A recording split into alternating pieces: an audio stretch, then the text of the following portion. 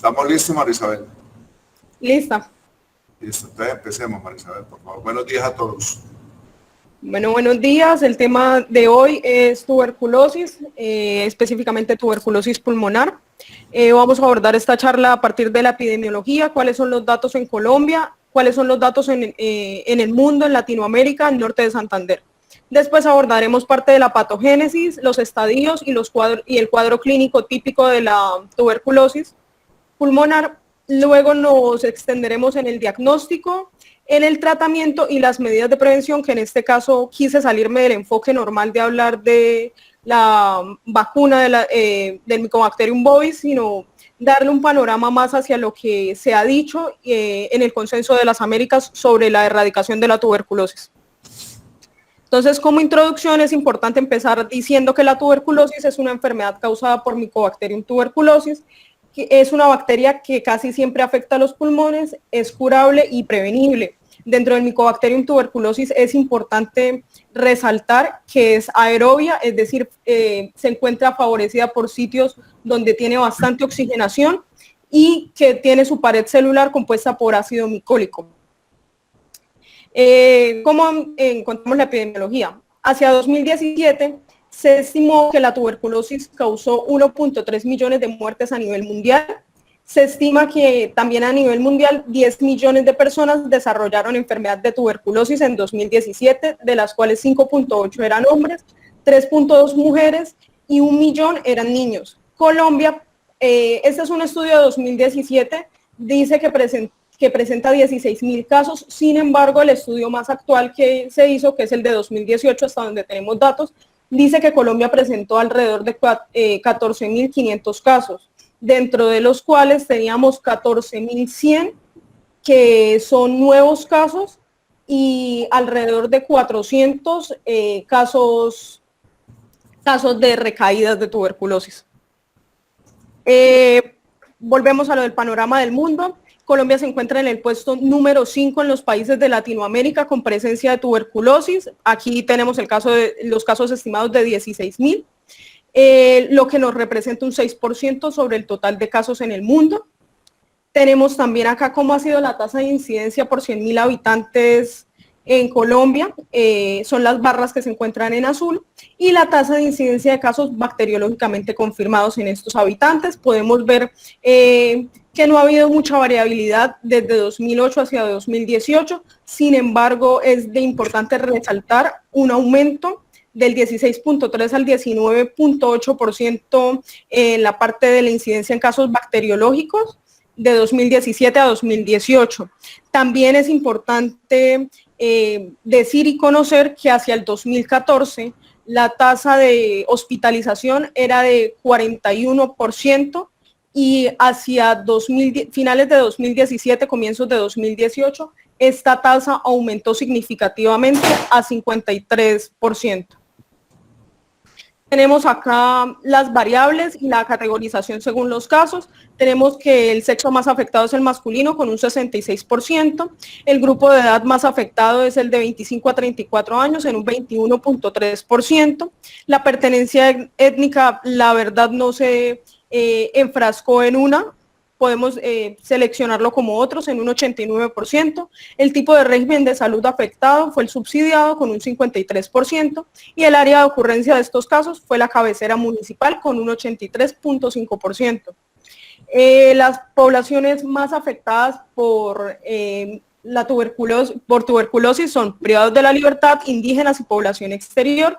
En privados de la libertad encontramos que el 95% ha presentado tuberculosis pulmonar, en indígenas que el 88% presenta tuberculosis pulmonar, y en población del exterior o migrante miramos que es el 93% el cual presenta tuberculosis pulmonar. Tenemos también la clasificación de los casos. Entonces, el 81% de los casos se diagnosticó por laboratorio.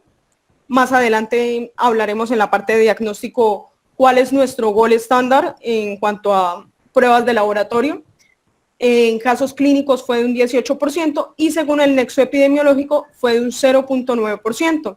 Dentro de los datos de laboratorio, la baciloscopia para el diagnóstico positivo fue de 64.3%, en cultivo fue del 32.3% y las pruebas molecular tenemos 58.2 para positivas, de las cuales un 90.2 eran nuevos y un 90.8 previamente tratados según la historia clínica del paciente. Tenemos acá el mapa epidemiológico en Colombia, podemos ver según la identificación de colores los departamentos, cuáles son más leve, se afectan de manera leve y cuáles de manera moderada a grave. El más afectado en Colombia es el departamento del Amazonas. Norte de Santander es un departamento que se encuentra en un estado moderado.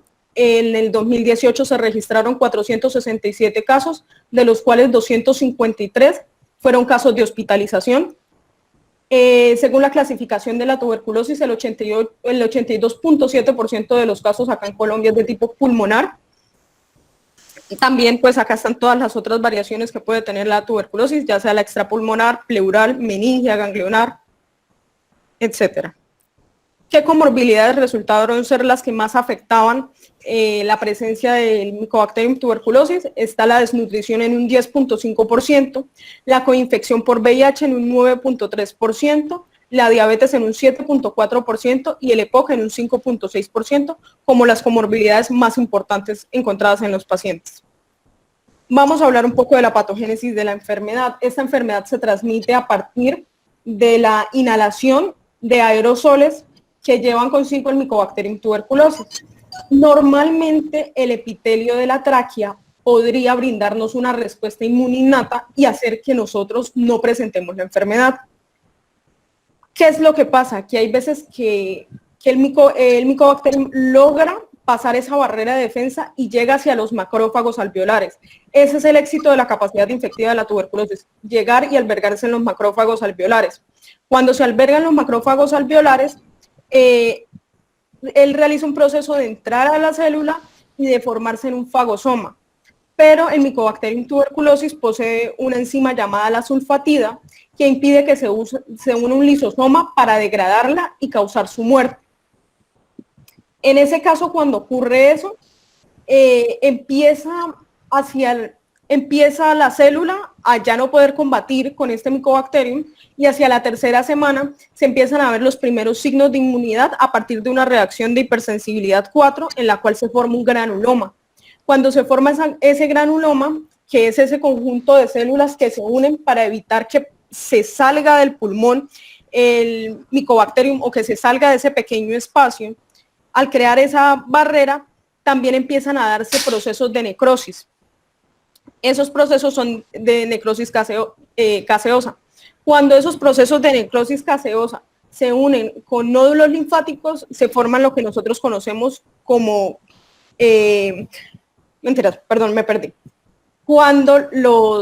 Cuando se forman las necrosis caseosas, se empiezan a formar focos de Ghon.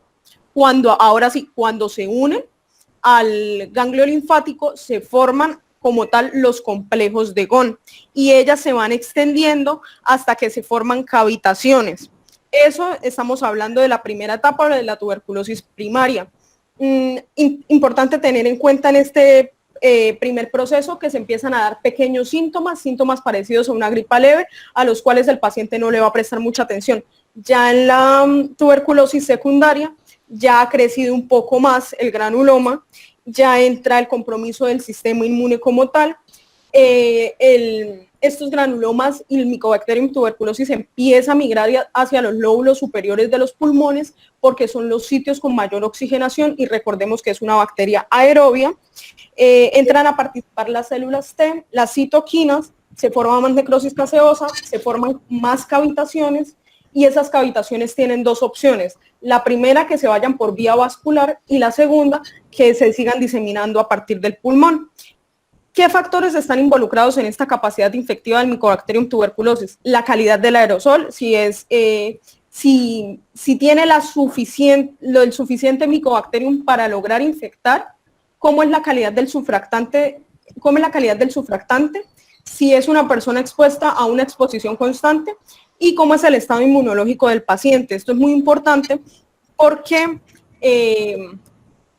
lo vamos a ver ahorita más adelante, que el inmunocompromiso del paciente tiene que ver con el desarrollo como tal del Mycobacterium. Dentro de la etapa de infección tenemos dos tipos, la infección activa y la infección latente. La infección latente es la infección que se pudo controlar y que no se está diseminando. La infección activa es la que está presentando signos de diseminación. Dentro de la enfermedad activa ya pasamos del ciclo de infección activa, ya pasamos a una enfermedad activa, tenemos la tuberculosis primaria, tuberculosis endógena y una tuberculosis por reinfección, y también podemos encontrar en algunos pacientes las secuelas como parte de los estadios de la enfermedad. Esta gráfica explica mejor lo que estaba tratando de decir, que es que cuando hay una infección, el cuerpo puede reaccionar de tres maneras. A partir de la inmunidad innata, eliminar la infección; a partir de la inmunidad adaptativa, entrar en un proceso de infección latente hasta eliminarla o hasta dejarla en un estado latente sin ningún problema y sin ningún compromiso o contagio para las demás personas, o crear una tuberculosis de tipo primaria. Después de la tercera semana empezamos la fase tardía. Después de la fase tardía tenemos una reactivación rápida, una enfermedad cíclica, que es que según los compromisos de la persona pueda presentarse o no en ciertos estadios de tiempo, y una reactivación lenta.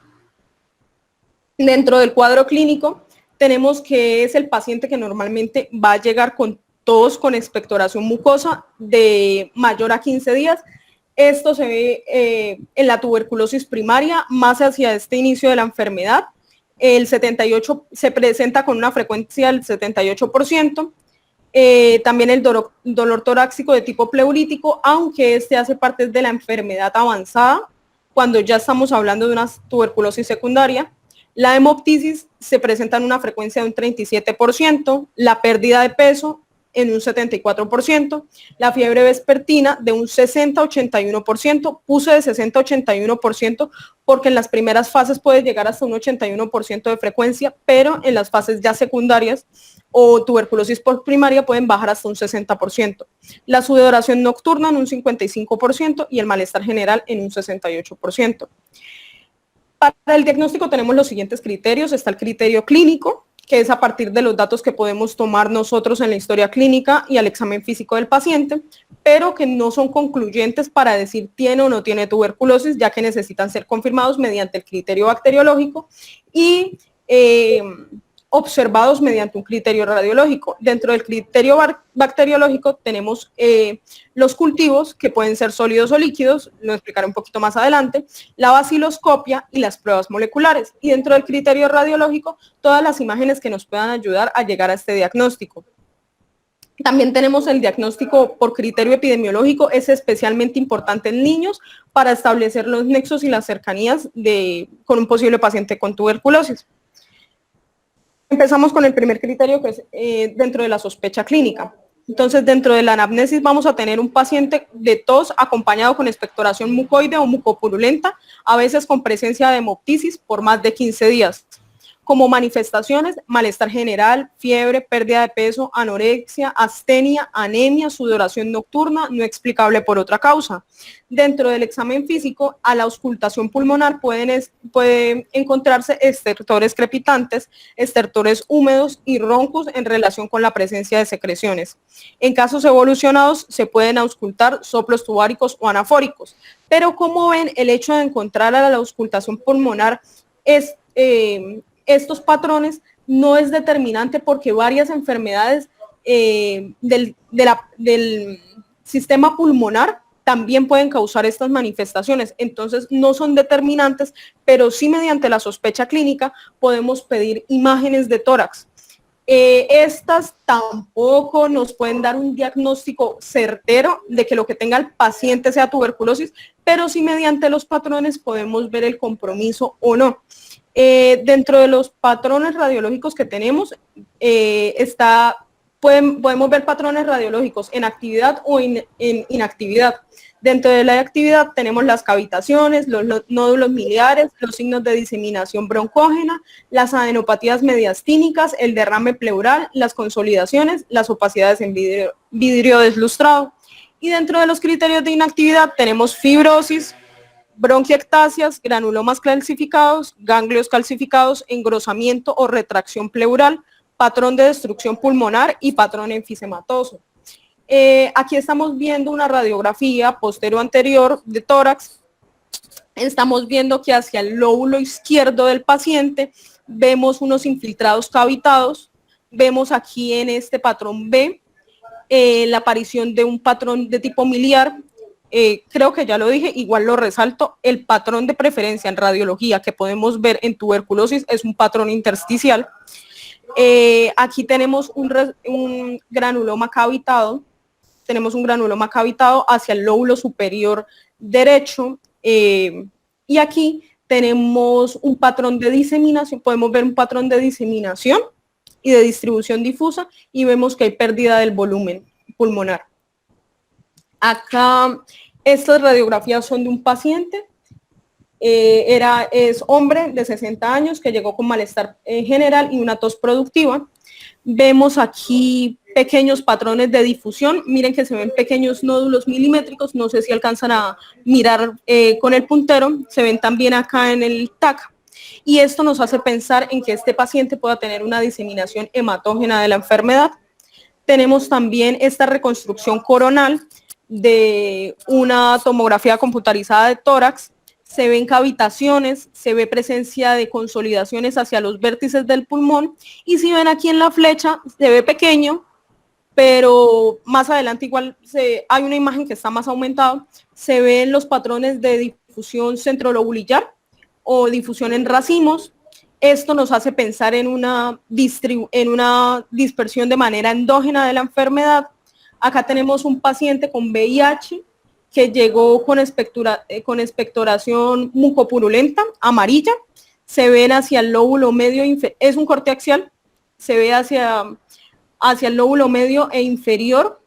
Se logra divisar consolidaciones. Acá esta era el TAC al que quería llegar, de una paciente con lupus eritematoso sistémico. Miren que se ve mucho mejor el patrón en forma de racimo de tipo centrolobulillar.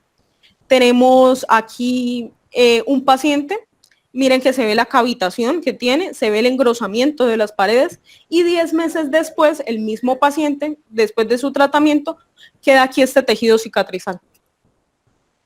Las imágenes de tórax en estado inactivo. El 70% de los pacientes normalmente pueden resolver sin tener manifestaciones radiológicas. Algunos las presentan y es importante conocerlas, ese 30%. Se ven aquí, esta es una ventana pulmonar de una tomografía computarizada en corte axial de tórax. Se ven pequeñas bronquiectasias, y mediante la ventana mediastínica la ventana de mediastino podemos ver mejor las calcificaciones. Esto es aquí en una radiografía cómo se ve una calcificación, y eso es un tuberculoma que puede aparecer en algunos pacientes. Siguiendo después de lo que ya llevamos, que es la parte del criterio clínico, la parte del criterio radiológico, vamos a pasar a pruebas microbiológicas. ¿Qué es lo que buscamos con esto? Demostrar la existencia, que el bacilo está presente en la persona. Estas sí son criterios suficientes para hacer diagnóstico de tuberculosis. A todo sintomático respiratorio se le deben tomar 3 muestras seriadas, preferiblemente al momento que despierta. Esto se hace al momento que despierta porque en la noche las secreciones se consolidan, se conservan mejor, y se puede tener un mejor prueba de esputo. A los pacientes que viven en áreas de difícil acceso, esas 3 muestras se le pueden recoger el mismo día en la consulta con intervalos de diferente tiempo, puede ser de cada hora, o puede ser que se tome al salir de la consulta, se toma el otro día en la mañana y 1 hora después de la muestra de la mañana recién levantado el paciente. Como pruebas tenemos la baciloscopia y el cultivo. La baciloscopia consiste en una visualización directa con microscopio óptico mediante tinción de Ziehl-Nielsen. Tiene una moderada sensibilidad y especificidad del 96 al 99%, pero la baciloscopia no es capaz de discernir entre bacilos muertos o vivos. La baciloscopia se registra de la siguiente manera: según el número de bacilos encontrados en campo microscópico, según el número de campos observados, y Esto pues ya nos da los resultados, siendo negativo o positivo, si no se observan.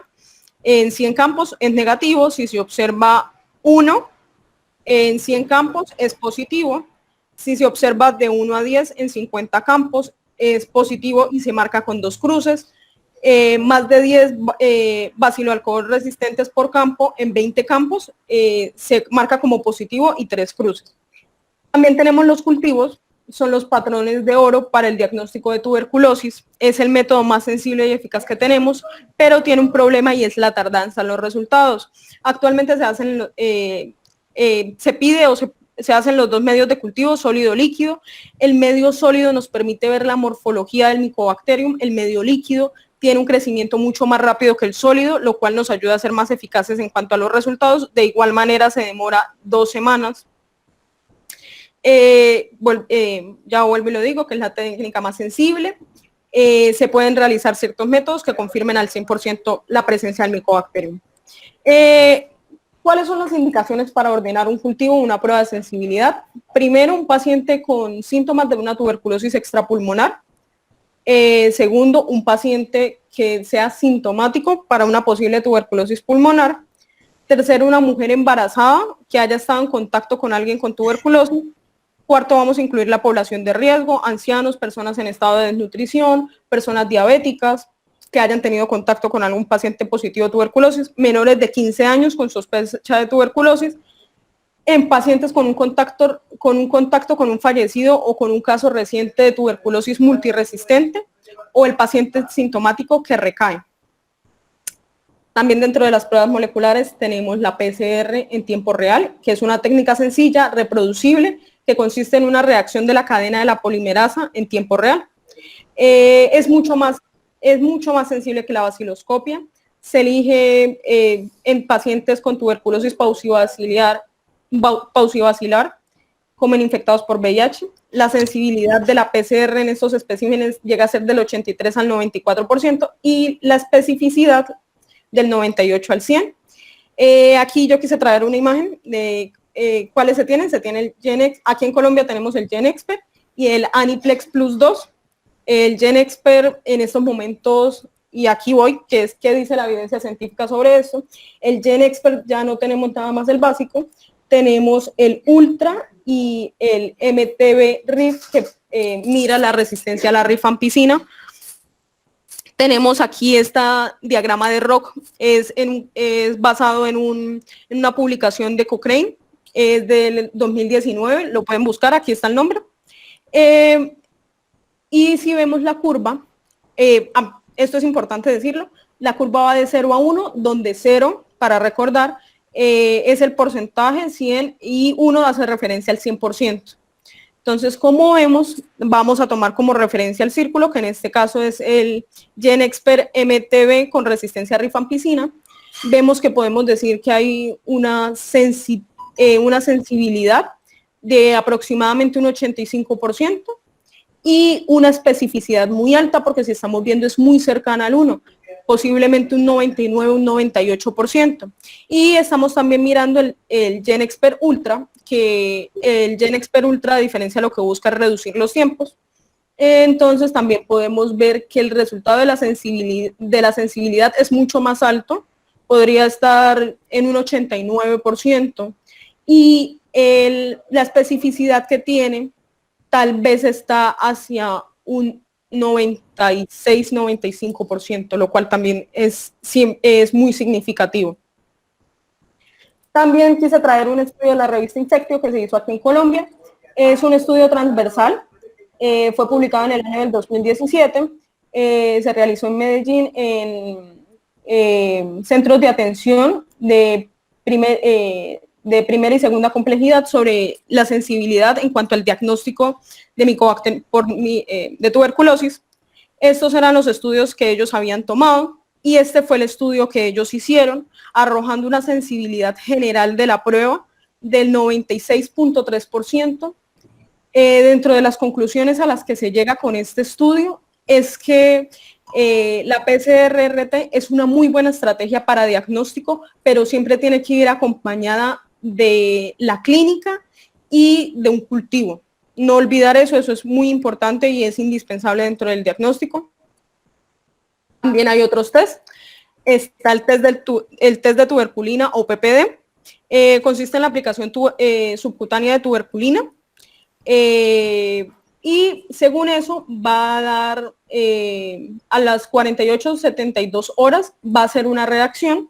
Entonces lo que nosotros vamos a mirar es cuánto es el tamaño de esa reacción que se provocó en la piel y esto nos puede dar positivo o negativo. El hecho de que salga positivo quiere decir que el paciente en algún momento estuvo expuesto a la tuberculosis. No quiere decir que la tenga, no distingue entre si la tiene o no la tiene. Es importante también destacar que en los pacientes con VIH el test de tuberculina puede salir negativo, pero es por el estado de inmunocompromiso que tienen estos pacientes que llegan a un estado de inmunocompromiso tan alto que algunos de ellos pueden ni siquiera reaccionar al test de tuberculina. Está otro test que no lo vamos a ver acá, pero me parece importante tomarlo en cuenta, la prueba de interferón gamma. Entonces consiste en que a partir de una muestra de sangre mirar cómo es la liberación de interferón gamma y cómo es la respuesta celular de las células frente a un antígeno de Mycobacterium tuberculosis. Es mucho más específica, también puede dar resultados positivos o negativos y es mucho más certera que la de tuberculina. Aquí para hacer un resumen de qué podemos encontrar en diferentes pacientes. Entonces, en el paciente que tuvo una infección eliminada por su respuesta inmune innata, no vamos a encontrar nada. En un paciente que tuvo una respuesta inmune adquirida o adaptativa, podemos encontrar que el test de tuberculina puede salir positivo y que el test de interferón gamma también puede salir positivo.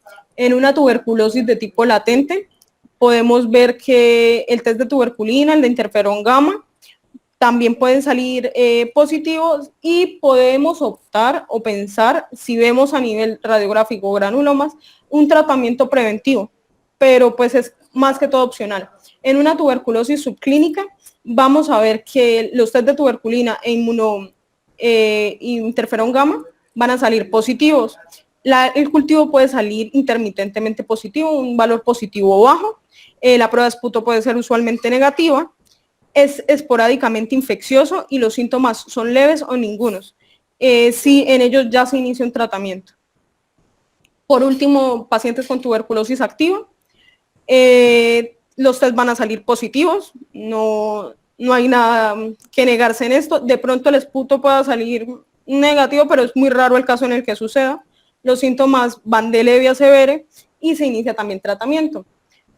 Para nosotros poder admitir un caso de tuberculosis tiene que cumplir alguno de los siguientes criterios, que es una baciloscopia y o un cultivo positivo de la muestra estudiada, tener una técnica molecular que detecte el Mycobacterium tuberculosis, una biopsia con granulomas y necrosis caseosa. La biopsia también está indicada, también a la biopsia se le puede hacer coloración de Zell-Nielsen, pero se demora mucho. Y ciertamente los pacientes de tuberculosis son pacientes que entre mejor y más eficaz y rápido sea el tratamiento, vamos a poder reducir más ese riesgo a mortalidad al que se pueden llegar a enfrentar. Y por último, un cuadro clínico y una radiología compatibles con enfermos. Si cumple cualquiera de estos criterios, ya podemos tener un paciente ya podemos contar con un paciente con tuberculosis. Ahora, sale la pregunta, ¿cuál es el sistema de nosotros a llevar a cabo con una tuberculosis latente? Entonces, llega una persona en un grupo prioritario para la identificación de tuberculosis latente. Se le hace un tamizaje clínico. Entonces, a partir de la anamnesis vamos a revisar los síntomas. Si presenta uno o más síntomas, vamos a investigar para tuberculosis y otras enfermedades. Pero si no presenta ningún síntoma, vamos a realizar una prueba de tuberculina o una prueba de interferón gamma. Si la prueba sale negativa y es una persona que tiene VIH, deberíamos repetir la prueba anual o antes de que tenga un riesgo individual si convive o tiene cercanía con una persona con tuberculosis. Y si sale positiva, vamos a hacer una radiografía de tórax. Si la radiografía de tórax no presenta anomalía, vamos a tratarla como una infección latente. Si presenta anomalía, vamos a investigar para tuberculosis y otras enfermedades. Dentro de las categorías de tratamiento traté de sintetizarlas en 1, que son los casos nuevos, y 4, que son los casos multiresistentes, pero hay muchas más categorías. Nos vamos a centrar más que todo en esta categoría 1, de qué podemos hacer con estos casos nuevos que llegan. Esto es muy importante tenerlo en cuenta. Vamos a hacer una primera fase de 56 dosis. Va a ser de lunes a sábado y vamos a tener un descanso el domingo. Puse lo de lunes a sábado como para hacer una contextualización más fácil de entender. Y la segunda fase también de 56 dosis, pero esta va a ser 3 veces a la semana. Puede ser lunes, miércoles y viernes. Para tener en cuenta en cuanto al tratamiento, siempre nosotros nos vamos a referir a los pacientes en alguno de estos 7 términos.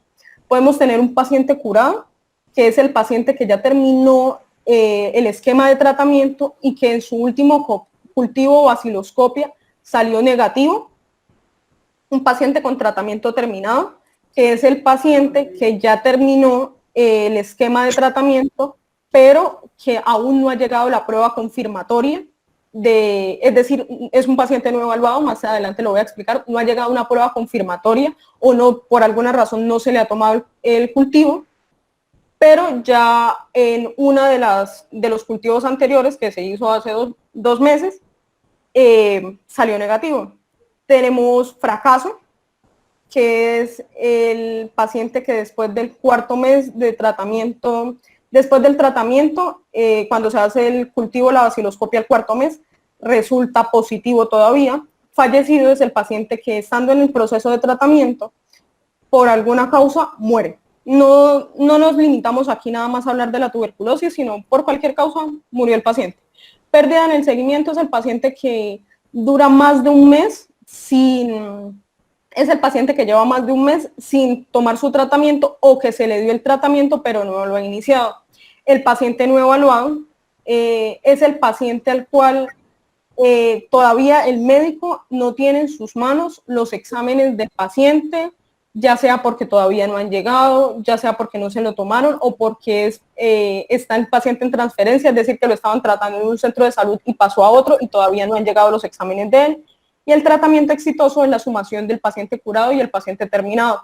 También tener en cuenta cuanto a tratamiento, que apenas iniciamos el esquema de tratamiento vamos a tomar una radiografía y al final del tratamiento vamos a tomar otra radiografía para ver qué hallazgos radiológicos de relevancia encontramos. Tener en cuenta que se van a hacer seguimientos mes a mes intercalados. Se inicia con un seguimiento por el médico y después un seguimiento por enfermería. En el seguimiento por enfermería lo que se va a tener en cuenta son los síntomas del paciente, cómo ha ido evolucionando.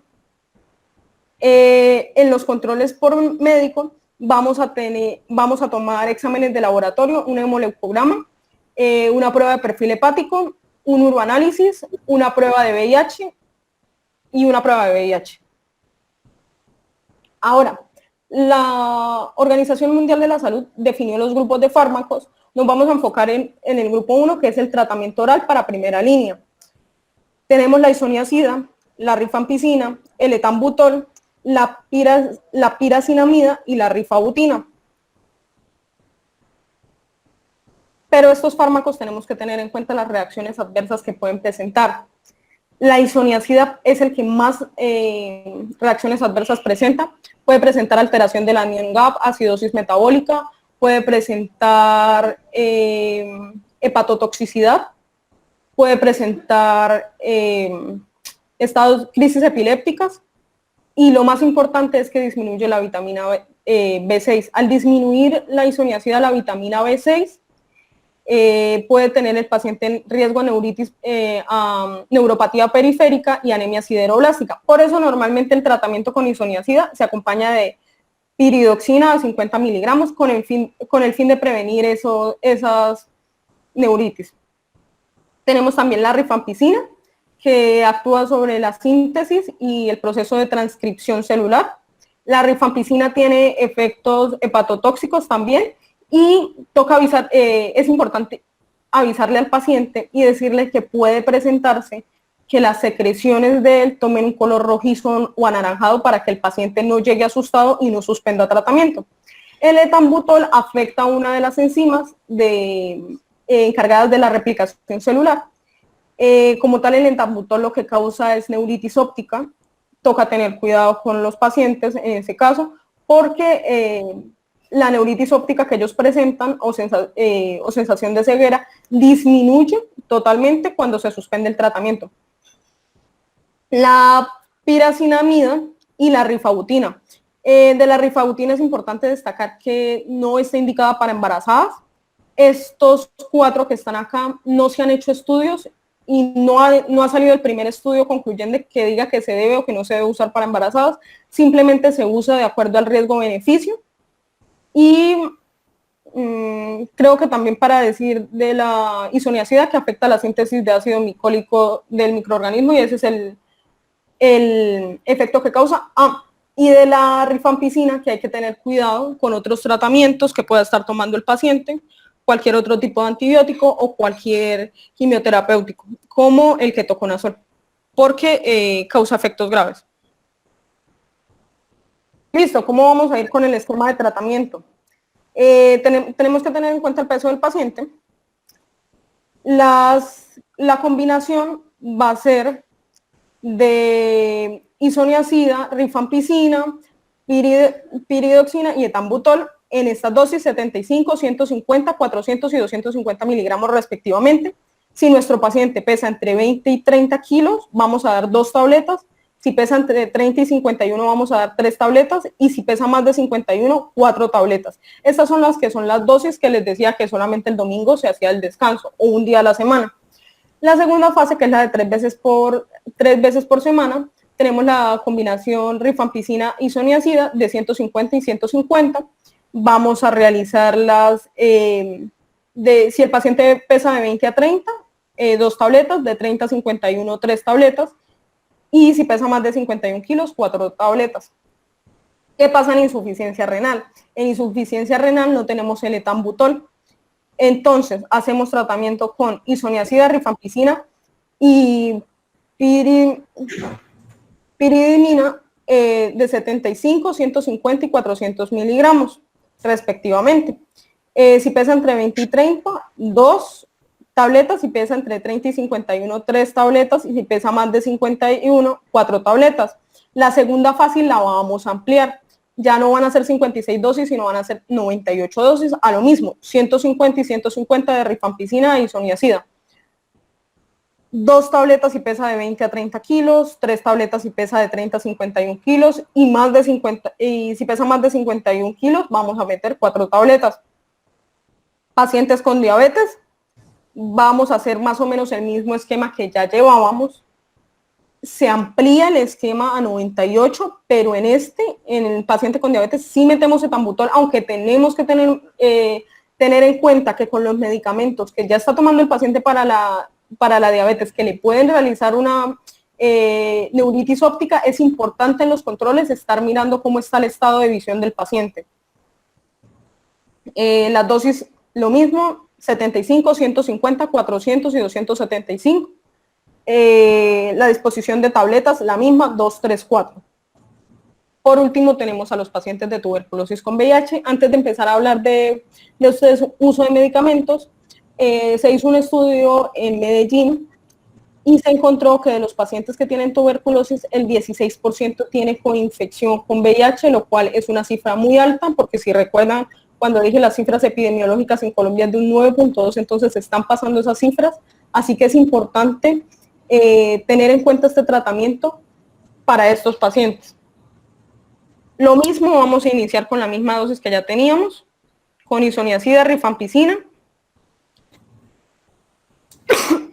pirimicina y etambutol, pirimidina y etambutol. Vamos a iniciar dosis de 2, 3 y 4, pero acá en la segunda dosis vamos a encontrar los cambios. Qué pena con los nombres, era piracinamida. Qué pena con ustedes. Ahora, en la segunda fase la vamos a aumentar, no como lo aumentamos ya con los anteriores pacientes que eran insuficiencia renal y diabetes, que era de 98, estaba para 168. Ahora, ¿qué pasa? Que en esta sí tenemos un alto riesgo de sobrepasar las dosis de rifampicina y de isoniazida. Entonces, ¿qué hacemos acá? La primera fase la tomamos igual como la teníamos, pero en la segunda fase, si el paciente pesa entre 20 y 30 kilos, no va a haber problema y podemos hacer una combinación normal de 150 miligramos cada uno. Pero si el paciente pesa más de 30 kilos, aquí sí vamos a realizar un cambio. Y lo que vamos a hacer es que la isoniazida la vamos a cambiar a, ya no de 150 miligramos, sino a 75 miligramos, y vamos a continuar con el esquema de dosis según tabletas de 3 y... ¿Cómo se hace el seguimiento del tratamiento? Se realiza un control. Se sale positivo, se solicita un cultivo, una prueba de sensibilidad y se continúa con la primera fase hasta tener resultados. Si al cuarto o sexto mes sale todavía positivo, se solicita cultivo, pruebas de sensibilidad, y si no se ha terminado la segunda fase, se continúa con la segunda fase. Si ya se terminó, tenemos que considerarlo como un factor de riesgo para tuberculosis farmacoresistente. ¿Cuáles son los factores de riesgo para esta tuberculosis farmacoresistente? El fracaso de un tratamiento, el reingreso con bacteriología positiva después de haber cumplido un criterio de abandono y de haber recibido tratamiento de manera irregular, una recaída temprana, como ya lo estamos viendo, y la exposición a una persona con tuberculosis multiresistente y extremadamente resistente confirmada. Vamos a hablar un poquito de la tuberculosis resistente, no nos vamos a meter mucho con eso, simplemente tener en cuenta los términos. Hablamos de multiresistente cuando se encuentra un patrón de resistencia in vitro a isoniazida y a rifampicina. Hablamos de extremadamente resistente cuando el patrón de resistencia in vitro es a isoniazida, rifampicina, a fluoroquinolona y a un agente inyectable antituberculoso. Hablamos de la polirresistencia cuando se tiene un patrón de resistencia in vitro a cualquier fármaco antituberculoso diferente a isoniazida y a rifampicina. Y por último tenemos cuando hablamos de monorresistencia, cuando el patrón in vitro de resistencia que estamos observando es a cualquier fármaco antituberculoso. ¿Qué tenemos sobre la tuberculosis resistente en Colombia? A nivel de Colombia tenemos que el 55.2% presenta monorresistencia, el 25.4% presenta multiresistencia, el 9.9% presenta resistencia a rifampicina, el 8.5% está en proceso de clasificación, el 2.8% presenta polirresistencia, el 1.2% a extremada resistencia y el 0.2% a preextremada resistencia. Hay un estudio epidemiológico en Medellín muy bueno. Este estudio que tengo acá, que fue el de Colombia, fue el 2017. Medellín hizo uno hacia 2018, donde también midió lo mismo, pero en sus habitantes, con un patrón de monorresistencia de un 43%, multiresistencia de un 38%, de polirresistencia de un 2.5%, de extremada resistencia de 1.3%, de resistencia, de monorresistencia a rifampicina de 13.9%, de monorresistencia a etambutol de 1.3%. ¿Cómo medimos nosotros la resistencia? Les recuerdo que hacia diagnóstico ya había hablado de las pruebas moleculares en tiempo real. El GenExpert nos puede ayudar a mirar esa resistencia, especialmente a la rifampicina, y el Aniplex Plus 2, que fue el que hablé, que también está acá en Colombia. Él puede medir la resistencia tanto a isoniazida como a rifampicina. Por último, de este mismo estudio que estaba diciendo de Medellín, se hizo este estudio por cortes, mirando la curación, la terminación del tratamiento, el fracaso, el abandono, los fallecidos y los transferidos. Es de 2001 a 2016, causa interés mirar el patrón que se ha visto desde 2015 a 2016, y es que ha disminuido significativamente frente a los demás años, casi podemos decir que es similar a 2001, 2002, la tasa de curación. Entonces esto es una alarma hacia los procesos de salud pública. Por último, ya para terminar, vamos a abordar parte de la prevención de la enfermedad. Vuelvo y repito, no la quise enfocar hacia una vacuna que en sí tampoco es determinante como parte de la prevención de la tuberculosis, ayuda bastante, pero no es tan determinante como este plan que gestionó las Américas. Es el plan de erradicación de las Américas, lo pueden encontrar al final dentro de la bibliografía. Se realizó de 2016 a 2025, donde busca generar espacios de igualdad para todos los habitantes.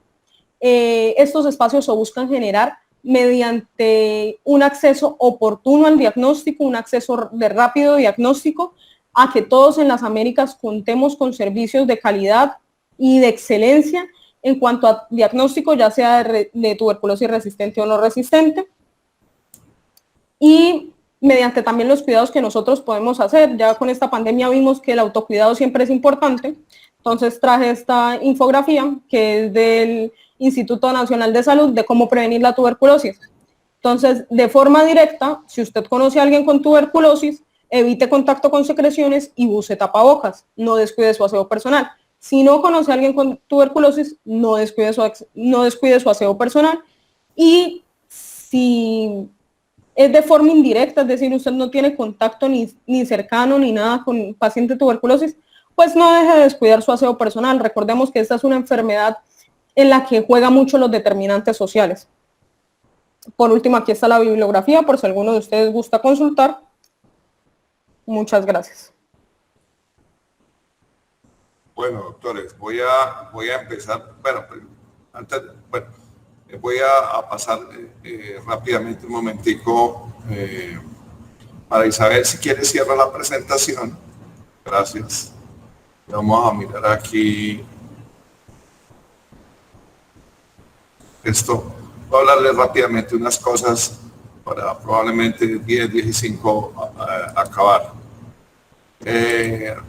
Como resaltar algunas cosas que es de importancia. Bueno, voy a resaltar lo que me parece muy importante.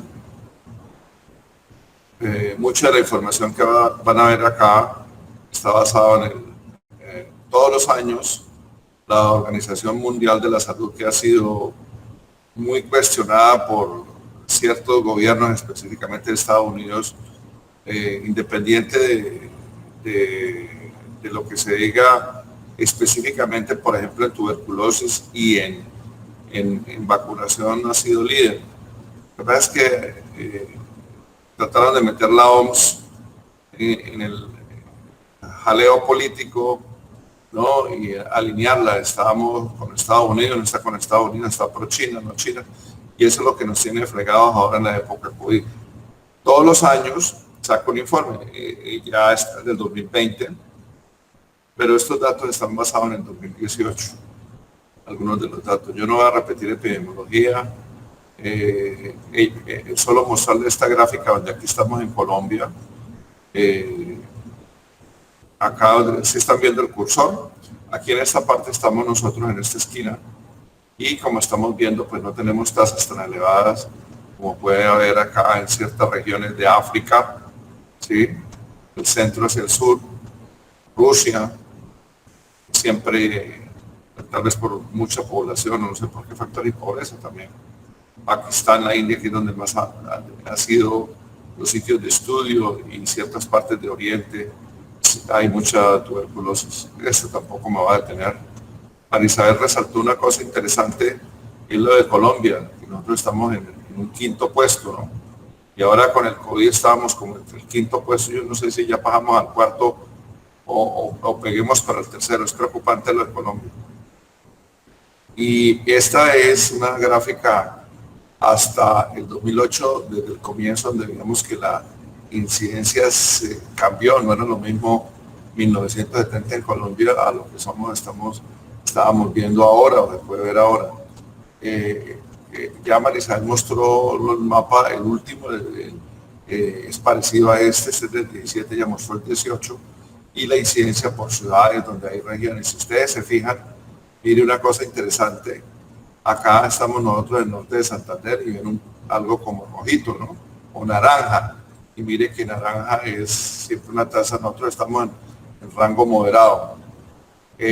Decir que nosotros aquí en Colombia, lo que ella dijo, la mayoría de formas son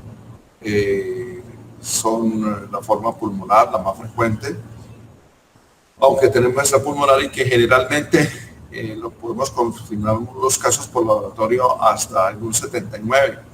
El clínico es usando solo la clínica. A mí no me gusta ese criterio porque he visto tanto que se equivocan médicos especialistas con entrenamiento en eso. Siempre hay que tratar de hacer el esfuerzo por confirmar tanto por bacteriológico como por histopatología, y ahora que tenemos, y vamos a hablar rápidamente de los últimos métodos, los recientes, los moleculares y otros que vienen, eso. Y el nexo epidemiológico debe ser lo que menos hace. ¿Qué es el nexo? Que usted tuvo contacto o tuvo un familiar con tuberculosis, usted va a tener tuberculosis. Eso no. Eso, si bien es cierto, todavía se confirma, es la peor forma de equivocarse. La peor forma de equivocarse. Bueno, aquí lo mismo. Esto fue para Bogotá, en el 2017 en Bogotá, el Civigila de Bogotá, el distrital. Mire que por el laboratorio se parecía mucho a lo nacional, 70, ¿sí? 70%, entonces tenemos un gran chance para no hacerlo. Bueno, estas son lo de otras cosas que María Isabel lo mostró. Hay que decir que los discapacitados también pueden estar entre otros grupos poblacionales, las embarazadas, las víctimas de la violencia, en este país que sigue habiendo tanta violencia por todos lados y en esta época COVID, los psiquiátricos. Y miren nosotros que tenemos tanto paso de migrantes, yo creo que las tasas de nosotros se nos van a levantar como en Colombia, eso. Y aquí una cosa importante, que ya lo vieron en lo que dijo ella, y allá desde el 2017 veníamos notando, claro, ustedes saben que tenemos mucho tiempo en migración, así fuera poquita, se ha intensificado o se intensificó mucho en los 3 últimos años. Pero desde el 2017, que son los 3 años, ya veníamos notificando que el 63% de esos migrantes eran de nacionalidad venezolana. Pero no todos son venezolanos, porque aquí en Colombia es una ruta de paso para migrantes cubanos, haitianos, de África, vienen por Brasil, Venezuela, pasan pagando y por aquí tienen que irse para Estados Unidos porque quieren ir a Estados Unidos como al sueño americano. Aquí resaltar lo que ella dijo también, el 34% es pleural. La meningia en esta torta pastel es del 17%. ¿Usted lo está viendo bien o no? Es que me olvidó aumentarlo. Discúlpenme. ¿Sí? ¿Sí lo están viendo mejor? Obvio. Sí, doctor. Qué pena. Entonces, aquí estaba hablando precisamente de lo anterior, no voy a repetir, pero aquí que la nacionalidad venezolana y que los otros grupos, los psiquiátricos, las víctimas de la violencia, los restantes, los discapacitados. Aquí acordarse, y el 4% es peritoneal, que es una forma extraña, pero lo doy. Ya después vienen las otras formas, que son muy raras, pero se pueden ver. Osteoarticular, genitourinaria, pericárdica, cutánea, laringea. No hay sitio que no lo... Entonces aquí también, esto fue en Bogotá, se ratifica la misma información nacional. Y esto es muy importante, y esto es al 2013 teníamos el 2012 teníamos coeficiente de 11.2, 12.4. Mire, las últimas tasas de Medellín son altas. Esta parte la vamos a pasar. Este mapa, siempre me ha gustado mostrar este mapa en Norte de Santander. Esto era en el 2006, hace un tiempo, pero fíjese, las tasas altas, que son las rojas, estaban hacia la zona de conflicto, hacia la zona donde hay mucho desorden. La zona centro del norte de Santander, que esta era la tasa más baja, y la zona occidental y el sur tenían tasas medias. No hemos vuelto a ver estos mapas aquí. Este fue el estudio de cohortes del 2017, que es la última que tengo yo, donde estaba el papel de aquí en norte de Santander. Ese era el estudio del consolidado al 2017. Fueron de los casos nuevos, hablando de los casos nuevos pulmonares, BK positivo hubo 262.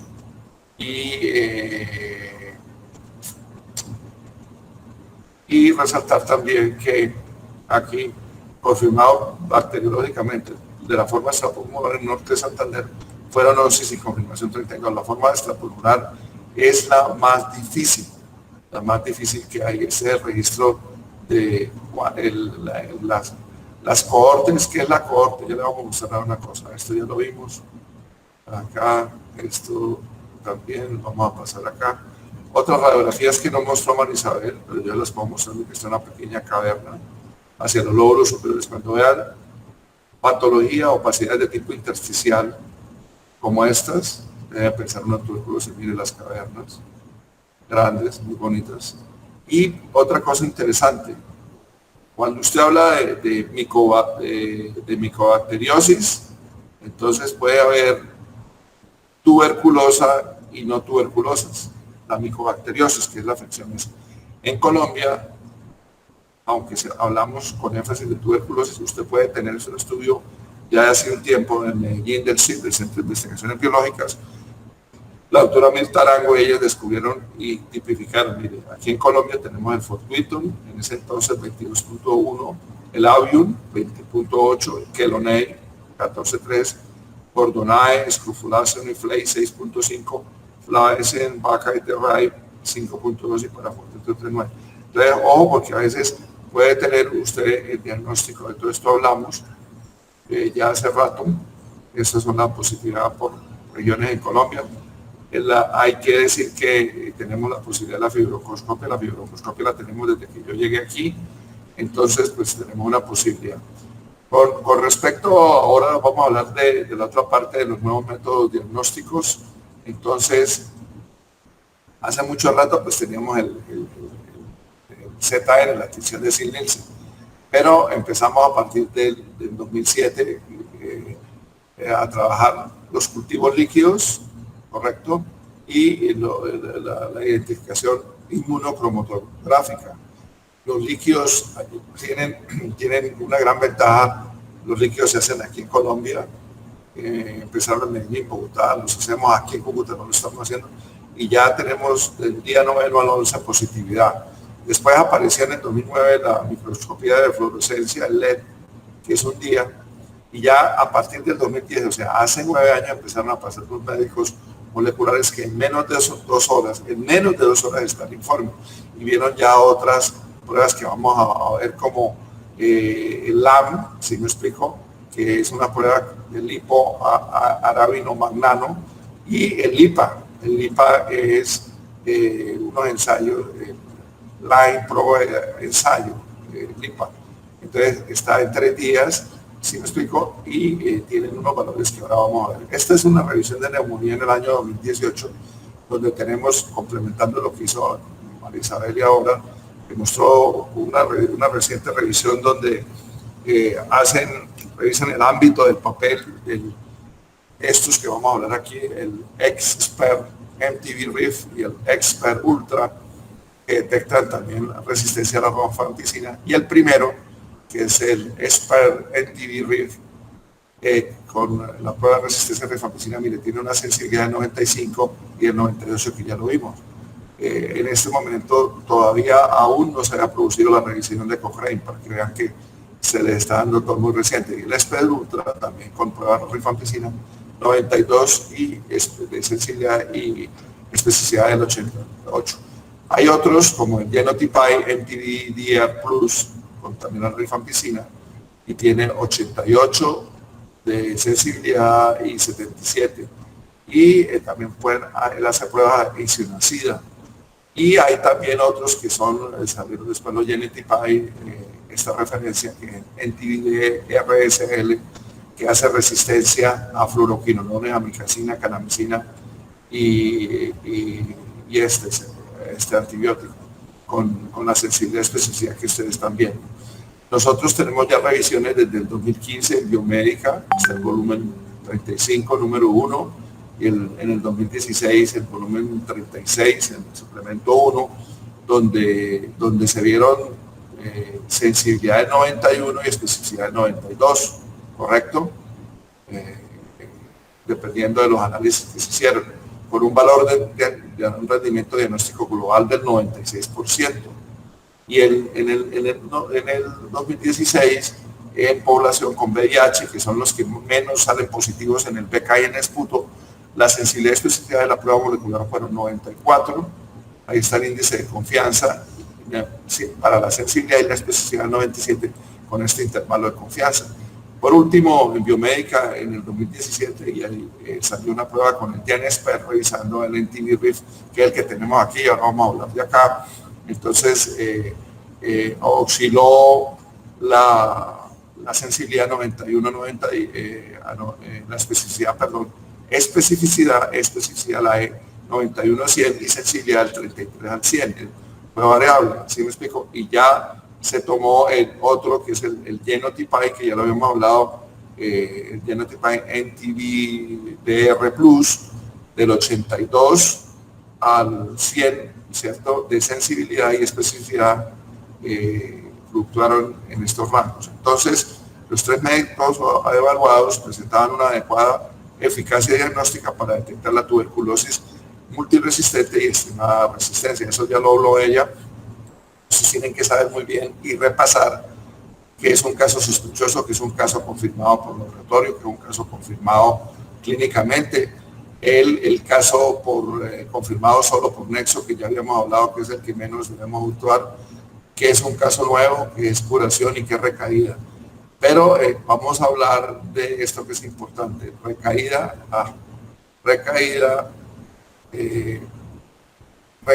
es cuando un paciente que había sido tratado previamente fue declarado curado con tratamiento completo y ahora aparece nuevamente positivo por BK cultivo. Y fracaso es aquel, ojo con ese término fracaso, hacer énfasis en eso, es el paciente con BK positivo al 4º mes de tratamiento.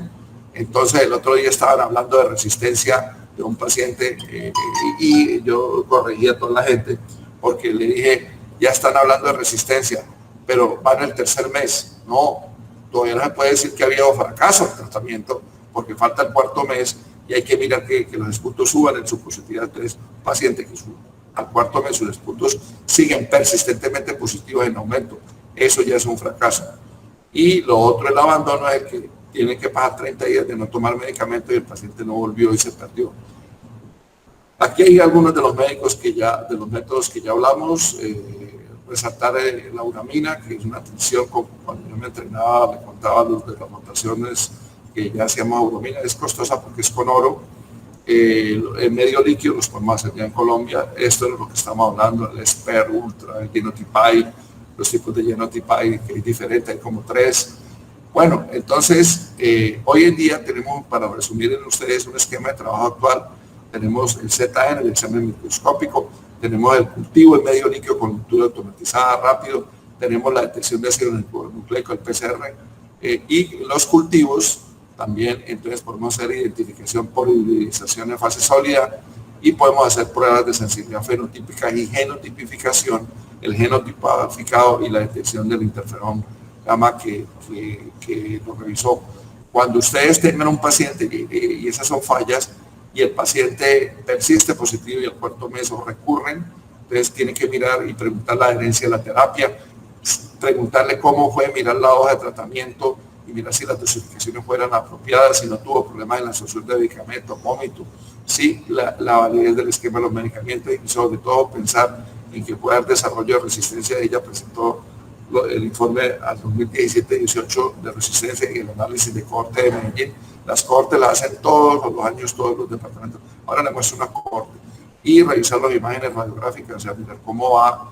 De pronto pedir unos nuevos radiográficos, sobre todo la tomografía, y de pensar en mente que hay medicamentos antituberculosos que no entran en ciertas áreas localizadas o focalizadas. En el piema no entra muy bien, y en las lesiones cavitadas tampoco. Por eso es que algunas cosas.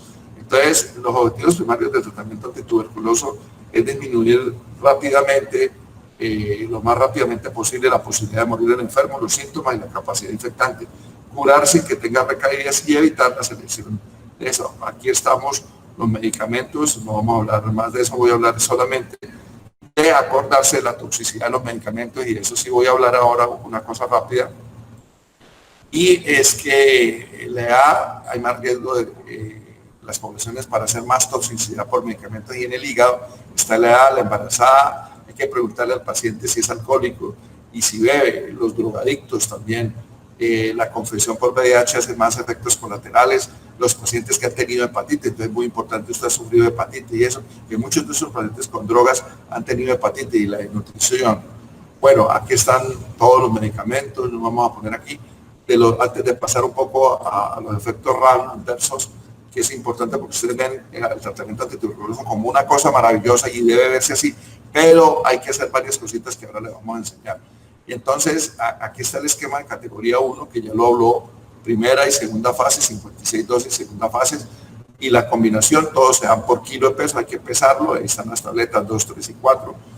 Y que acordarse que en la insuficiencia renal es diferente, se prolonga 98 dosis, son 3 veces por semana, y lo que ya explicó María Isabel, por kilo de peso. El diabetes lo mismo, primera fase 56 dosis, segunda fase 98 dosis, y las diferentes combinaciones. En el VIH se empezó a tratar en Colombia no hace mucho, porque ya había en Estados Unidos la rifabutina, porque la interacción había entre la rifampicina y los medicamentos VIH. Hoy en día tienen diferentes medicamentos VIH que no tienen interacción con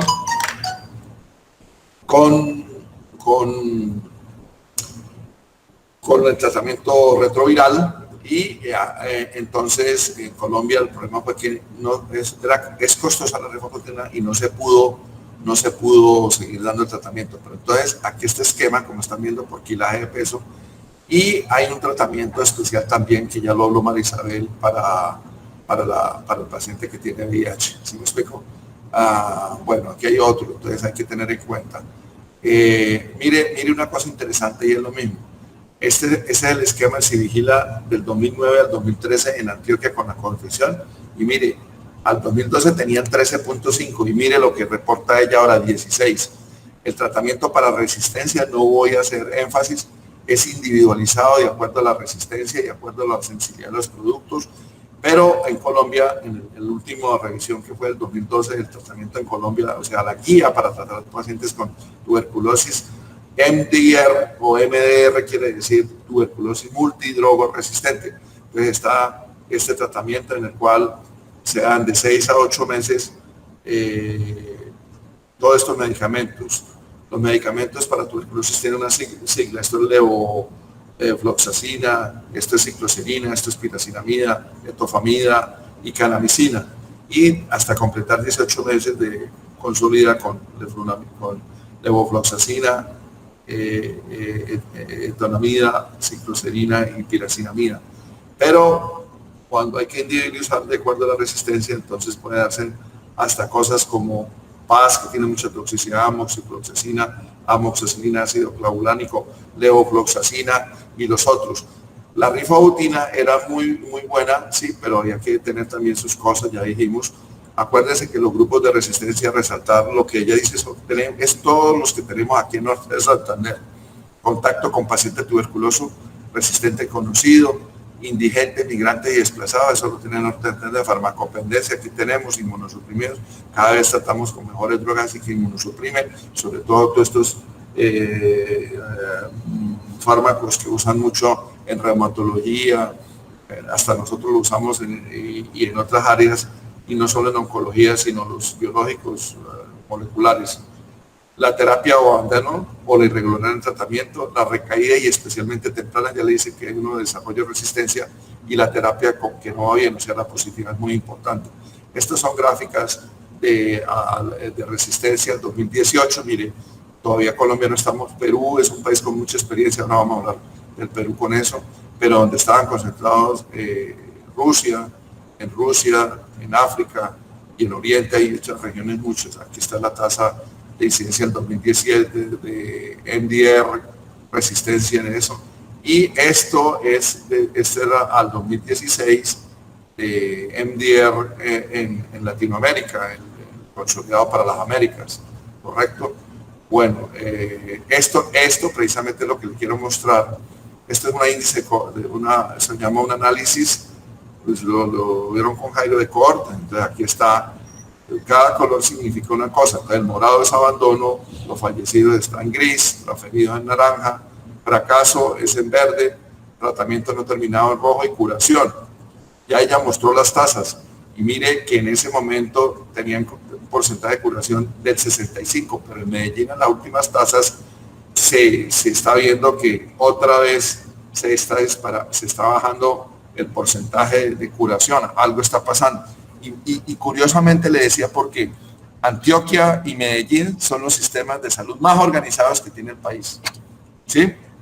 Supremamente organizados y tienen buenas instalaciones y buenos programas. Entonces la cosa no es de desorden de nosotros, que hagamos mal las cosas, algo está pasando con la población objeto de seguimiento, o sea, con las cosas, y la coinfección en VIH va en 16, cuando las tasas más o menos promedio mundiales a hoy son de 11%, no crea que es desdeñable, algo está pasando.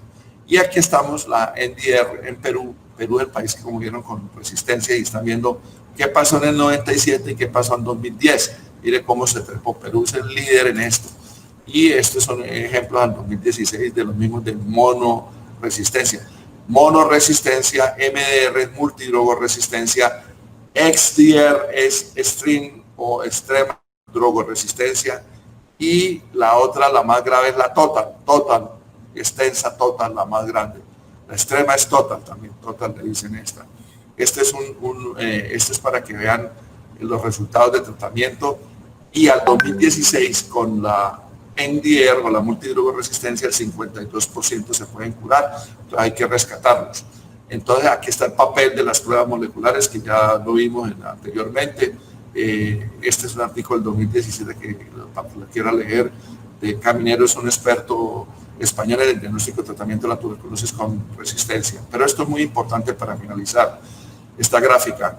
Y lo tenga presente porque yo a veces veo aquí compañeros que nos mandan, bueno, vamos a hablar de los que me mandan a mí y veo esto. Entonces, la tuberculosis con resistencia, doctores, ojo, es siempre la expresión de un mal manejo individual o colectivo de los médicos, donde el médico general hace mal las cosas. Una foto del doctor Roberto Coque, me encanta, a mí me encanta esa foto, mire, tiene hasta unos lentes parecidos. Lo que pasa es que los de él son más pequeños porque en esa época, en 1800, se usaban este tipo de lentes como el que yo uso, pero más pequeños. Hay pequeños redondos, pequeños medianos y grandes. Si ustedes ven los grandes, los ven en los artistas de reggaetón y de moda, de Maluma y todo eso. Sí. Bueno, la cantidad de artistas que ustedes conocen ahora, Sage, bueno, ¿para qué seguimos nombrando? Jen Balvin, tantos que hay, ustedes conocen y los últimos nuevos. Entonces, aquí voy a hablar de dos cosas antes de esto, me perdonan acá, y quiero mostrarles lo siguiente, un momentico, es importante que finalicemos esta parte, que finalicemos acá con esto, que les quiero mostrar, ya para finalizar. Hablar de dos cosas, las nuevas técnicas, ¿no? Ya hablamos del SPER, el TB-RIF, el LIPA, y el Genotype también lo miramos, el NTB-BR Plus lo vimos, las pruebas de flujo lateral como son LAM en orina, ¿sí? Que son pruebas del lipoarabino magnano, tienen una sensibilidad del 56 y hasta el 90% de especificidad. Pero lo que voy a mostrarles ahora, permítanme un momentico, que creo que es de interés, es acordarse de una cosa porque eso lo veo muy bien.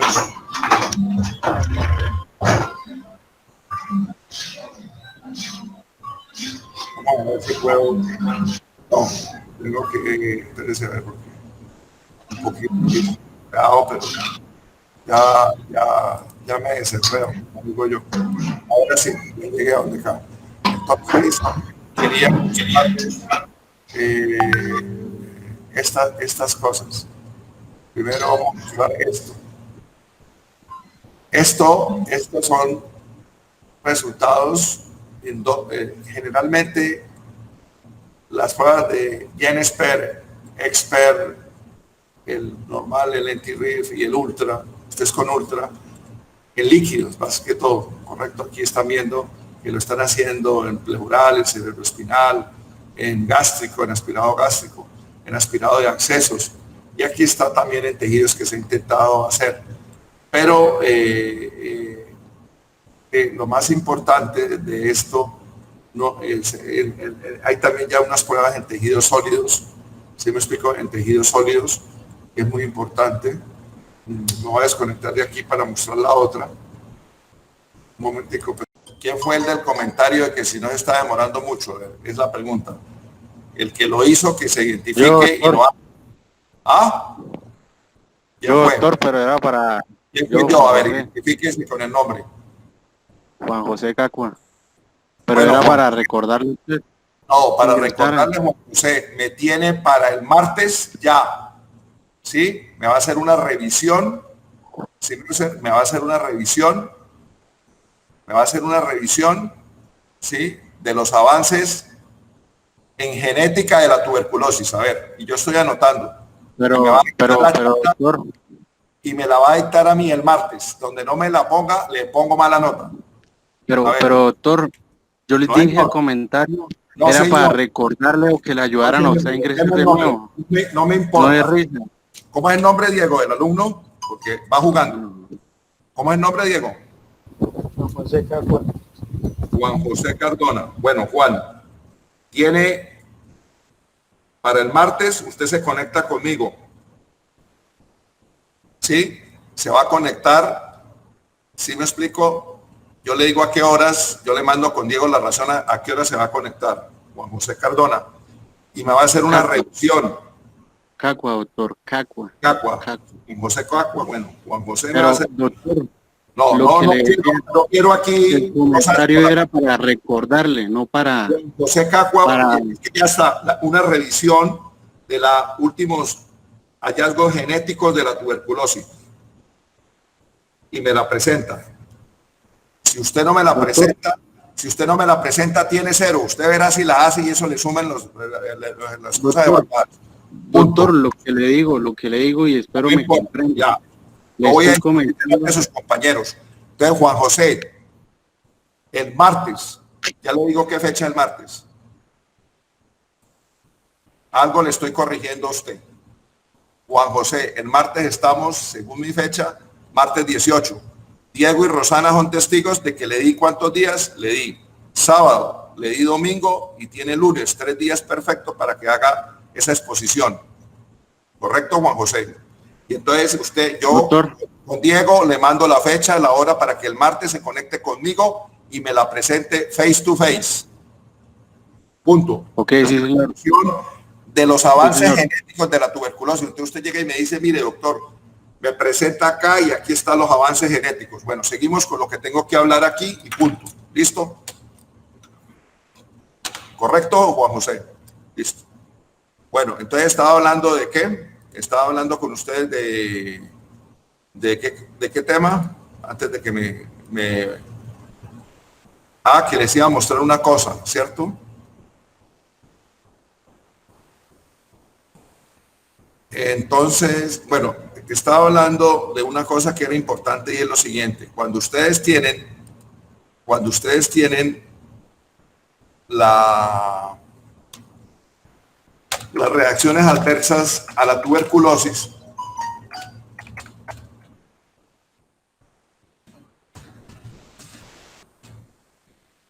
se comete un error muy frecuentemente. La población mayor de 50 años, ustedes tienen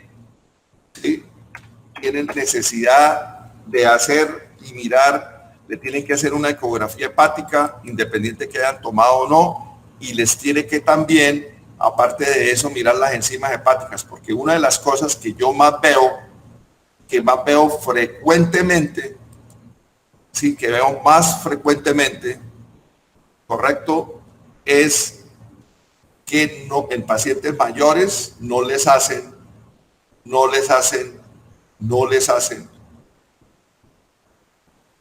ni aminotransferasa ni nada, y claro, le meten a un adulto con bajo peso el tratamiento y adivine qué les pasa, lo meten en problemas. Entonces, siempre es muy importante, como estamos hablando, siempre muy importante, ¿sí me explico? Es muy importante que ustedes cojan y le hagan la ecografía hepática,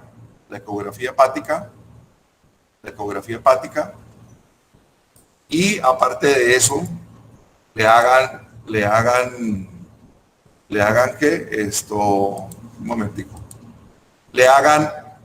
la ecografía y las pruebas hepáticas y siguen estrechamente de paciente y van a tener unos pacientes problemas, que es lo último que estamos comentando acá. Es el paciente que es alcohólico o ya tiene historia de hepatitis o tiene daño hepático y es un cirrótico. Ese paciente es muy difícil de manejar y generalmente hay que manejarlo en conjunto con el gastroenterólogo. ¿Correcto? Entonces, aquí les estamos mostrando si están viendo o no están viendo, doctores. ¿Sí ven o no ven? Sí, doctor, sí se está viendo. ¿Uno Cacua lo mira o no lo ve? Uno Cacua. Entonces, aquí está la Sí, señor, historia. lo estoy viendo ¿Está completamente. viendo? Ah, bueno, espero que si no se le olvide. El martes yo le mando la hora. Y si no tiene un 0 que se gana ahí, tiene la posibilidad de que me haga una excelente presentación y se gane un 4-3 o un 4-5 si lo presenta bien. Y si no va a 0 y le conmutan sus notas. Punto. Listo, No hay nada que discutir. O sea, usted verá si no lo presenta. No lo presente, tranquilo. Ya pueda. Y verá lo No, que sí, señor, yo le pruebo a usted. Entonces, más le vale. Entonces, Yo lo presento, hepatitis con medicamentos como la isoniazida puede tener neurotoxicidad periférica, un síndrome parecido al lupus light y reacción de hipersensibilidad. Mire todas las rifampicinas, reacciones gastrointestinales en la piel, hepatotoxicidad y otras reacciones inmunológicas. La piracinamida es una de las más hepatotóxicas, junto con la isoniazida son también hepatotoxicidad y la poliartralgia de Noguti. Y en etambutol, la parte de la neuritis retrovulvar, la neuritis periférica y las reacciones, eso. Y aquí todas estas ya son de segunda línea, cicloserina, que es la otra que estamos viendo. Y mire, aquí hay una cosa interesante. Si están viendo estas letras, eso a Marisabel en la charla, ella confundió una de las letras. Entonces, H es isoniazida, R es rifampicina, Z es una cosa internacional, E es etambutol, cicloserina es CS, etanamida, eto, y PAS, la sigla internacional con él. Y las fluoroquinolonas tienen manifestaciones gastrointestinales, efectos neurológicos, efectos en piel y pueden dañar, producir una tendilitis de la aquiliana. Fíjense, mire todo esto que estamos hablando ya para pasar a un último tema. Y es que los adultos mayores tienen mucho riesgo de hacer reacciones RAM. RAM es como reacciones adversas a medicamentos, usted lo sabe. En nutrición, las embarazadas, que ya lo habíamos nombrado, los que tienen daño hepático, que lo habíamos llenado, renal cuando se usan aminoglucosa y eso, atopía o si el paciente atópico porque puede hacer problemas de qué, de hipersensibilidad. Bueno, entonces quería, aparte de eso, entonces les resalté que tuvieran cuidado y no hagan lo que yo veo en la práctica. ¿Y qué es lo que yo veo en la práctica? Discúlpenme lo que voy a decir, que muchos médicos generales manejan con los de caminar, ustedes saben qué son, las quimbas, lo llaman los campesinos, los pies, el manejo antituberculoso, y que ustedes van a ser los causantes de mucha multidrogoresistencia si no enfocan, pero enfóquenla bien y todas esas cosas, y no van a tener problemas. Entonces uno debe ver el tratamiento antituberculoso, ¿sí?, como una bondad, pero saber eso. Por eso es que es inadmisible dar tratamientos empíricos. Ahora, esa es la última parte interesante. Hay tratamientos empíricos en 5 cosas. ¿Cuándo se usa empíricamente? O sea, solo por clínica y sin tener en las urgencias. ¿Y cuáles son las urgencias? Son 5 y anótenlas de una vez porque en eso es que veo embarrarla cada rato. ¿Sí me explico? Las urgencias de tuberculosis son: la primera, la tuberculosis biliar. Entonces, la tuberculosis biliar se le empieza el tratamiento, pero se manda y se remite a un sitio donde nosotros aquí con toda la tecnología que tenemos o más tecnología que hay en otras partes, se le hace el diagnóstico de la tuberculosis biliar. Esa es una. Cuando el paciente tiene una tuberculosis pericárdica, ¿sí?, con derrame y taponamiento, es una urgencia. A ese hay que empezar el tratamiento. Van 2. La tuberculosis, la meningitis tuberculosa, la que Jairo les explicó a ustedes, me imagino que Jairo es una persona que sabe mucho, les habló. La meningitis tuberculosa y la tuberculosis del sistema nervioso central es una urgencia, sobre todo la meningitis, si no se les va a ir el paciente. La otra, estamos hablando del paciente con tuberculosis que entra en insuficiencia respiratoria. No se le hace el diagnóstico a tiempo y el paciente entra en falla respiratoria a ese paciente, se le ventila y se le da la tuberculosis y se llama al neumólogo y nosotros empezamos el tratamiento y le hacemos el diagnóstico. Van 4, ¿cierto? Y me queda una que es ya hablamos de la insuficiencia suprarrenal, no. El paciente que tienes es la quinta, tuberculosis, que afecta, porque la tuberculosis afecta mucho las renales y entra en insuficiencia suprarrenal. Entonces ese paciente, junto con el endocrinólogo y el neumólogo que le da el tratamiento antituberculoso, se debe hacer. Esas son las 5 urgencias, son las 5 que están admitidas y es donde usted tiene que tener eso. Sí, puede haber alguna más, no, esas son como las 5 más frecuentes. Ahora sí, doctores, ¿tienen preguntas? Doctor, una pregunta. En un paciente que tenga test de tuberculina positivo, pero que no presente ni hallazgos radiológicos ni clínica, o sea, que sea por nexo epidemiológico y por la tuberculina, que la respuesta inmunológica no haya permitido que se consolide la enfermedad como tal, ¿se da tratamiento profiláctico o se prefiere no tratar? Vamos a hablar 2 cosas. Vea, Brian. ¿Qué es profilaxis? Profilaxis es evitar algo, ¿sí me explico? En lo único que se hace quimioprofilaxis es en la TB latente. O sea, la TB latente en realidad no la tratamos, hacemos quimioprofilaxis. Entonces esos pacientes en los cuales a través de unigras, o sea, o de tuberculina, es mejor el interferón gamma es mejor para detectarlo, pero es costoso y aquí no se consigue. En Europa lo hacen, aquí hacemos tuberculina. Entonces, esos pacientes se le da quimioprofilaxis por 9 meses, ¿correcto? Y nada más. Ahora, ¿qué es tratamiento? Que es diferente a profilaxis. Tratamiento es tratar con varios productos, con 4 drogas, en los casos que no hay resistencia. Y cuando hay resistencia, son 6 y hasta más, ¿sí? 6, de las cuales 4 tienen que tener mínimo sensibilidad el bacilo tuberculoso, que se le ha testado. Entonces, en general, hoy en día la profilaxis que está solo está indicada en la TB latente. ¿Sí me explico? Que no es un tratamiento, porque solo se da una droga, que es isoniazida, ¿correcto? Porque si usted coge una tuberculosis y trata con una sola droga o hasta con 2, como fue en un tiempo, que es el tratamiento de Arkansas, se hace más resistencia. ¿Sí me explico? Yo alcancé a tratar con el esquema de Arkansas, ¿sí? Y eso fue modificado después del esquema de Arkansas. Arkansas era la región en Estados Unidos que más trataba bien las cosas. Ahora, vamos a aclarar la tuberculina y en adultos. Yo no voy a hablar de tuberculina en niños porque aquí se habla en adultos. Pero para finalizar, la tuberculina, ¿qué es? Una intradermorreacción, y es que usted pone un antígeno proteínico purificado del bacilo y hace una reacción en el organismo, entonces uno sabe si el paciente tuvo contacto. Entonces una noción epidemiológica, contacto con, no indica enfermedad, ¿sí? No indica enfermedad. Entonces uno no trata PPDs, ¿sí me explico? Uno no trata PPDs. Cuando un PPD le sale positivo a un paciente, ¿qué es lo que uno debe buscar? La enfermedad. Entonces debe hacer el screening por imágenes, por bacteriología, ver si está la enfermedad y está activa, ¿correcto? Hay signos, como mostró María Isabel, que hay actividad, hay hallazgos radiológicos, tomográficos de actividad de la enfermedad. ¿Listo? Entonces, que les quede a ustedes claro, no. En niños, no me voy a meter en eje berenjenal, pero en niños en Estados Unidos que no tienen tanta tuberculosis,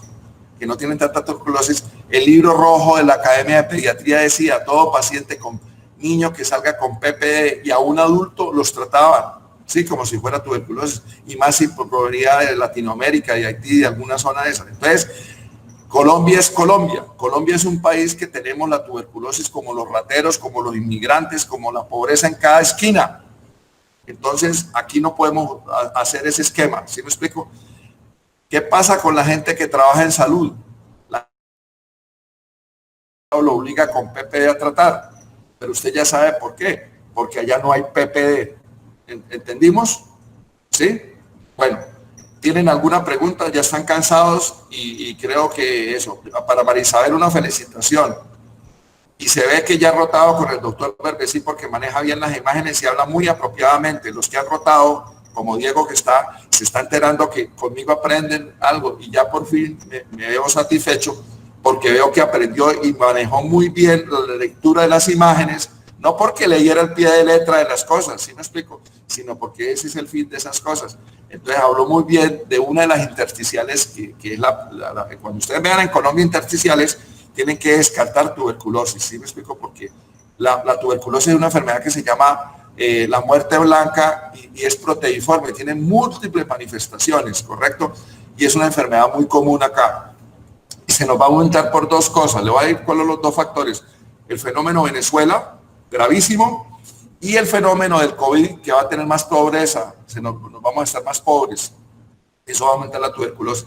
Entonces, muy bien, me gustó esa parte y dio una buena charla, Marisabel. Me gustó la forma como la enfocó. Nos quedamos, Diego, un momentico, y Rosana, ¿sí? Y, por favor, el alumno José Cacua, a ponerse a hacer las cosas, que va a tener una bonita oportunidad para que aprenda. Ya sabe, me va a decir avances en la genética de tuberculosis. Usted verá por dónde las saca. Le voy a ayudar. ¿Correcto? Entonces, quédense, Diego, doctores, buen día. Y nos vemos entonces, sería el martes. El martes, ¿no? El martes. Doctor, qué pena, una pregunta así personal, en cuanto a la reinfección y la reactivación de la tuberculosis. Sí. ¿Cómo se diferencian? ¿Cuál es la diferencia? En que en la cepa, si a usted le dio un bacilo, ¿sí? Digamos el bacilo A, ¿sí? Cuando usted le dio después y se reactivó, es el mismo bacilo A. Reinfección quiere decir que usted tiene una enfermedad por un bacilo que ya no es el A, sino es el B, es la cepa B. Mejor dicho, es otro bacilo diferente. ¿Ya entendió reinfección y reactivación?